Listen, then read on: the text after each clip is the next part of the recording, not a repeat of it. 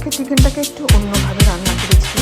এটা আসলে ধাবা চিকেন। আমি একটা রেসিপি দেখে রান্না করেছি। চিকেনটাকে আমি প্রথমে বাটার, তেল আর রসুন দিয়ে ভেজে নিয়েছি এবং তারপরে দিয়ে দিয়েছি আদা, রসুন, কাঁচামরিচ কুচি, একটু ধনের গুঁড়া, একটু জিরার গুঁড়া।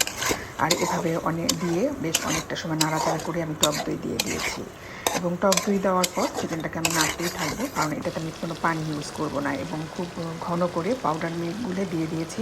আসলে ক্রিম দিলে ভালো হতো, বাসায় ক্রিম ছিল না, তাই আমার আর ক্রিমটা ইউজ করা হয়নি, আমি গুঁড়ো দুধ দিয়ে দিয়েছি এবং বেশ ভালো করে নাড়াচাড়া করতে থাকবো। এবং কুচি করা আদা দিয়ে দিলাম, যেহেতু এখানে আমি কোনো পেঁয়াজ ইউজ করছি না আজকে। এই চিকেনটা মোটামুটি খুব কম মশলায় হয়, বেশ অল্প সময়ের মধ্যেই হয়ে যায়, খুব একটা বেশি সময়ও লাগে না। দিয়ে দিয়েছি কাঁচামরিচ, আস্ত কাঁচামরিচ, ধনে পাতা এবং বাটারের কারণে বেশ অ্যারোমা ছড়াচ্ছে। চিকেনটা আশা করি বেশ মজা হবে। আর এটা আজকে রান্না করলাম কারণ প্রতিদিনই একই রকম চিকেন খেতে বাচ্চারা আসলে পছন্দ করে না। তো হয়ে গেল আমার ধাবা চিকেন।